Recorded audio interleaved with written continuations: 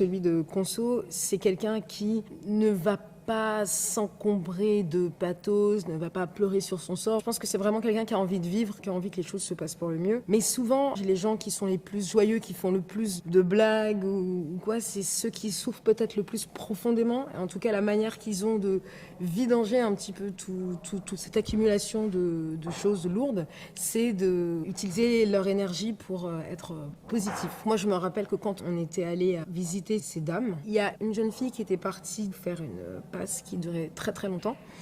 Quand elle est revenue, de toute évidence, elle allait pas très bien et elle m'a raconté une blague qui m'a fait mourir de rire. Malheureusement, je me rappelle plus.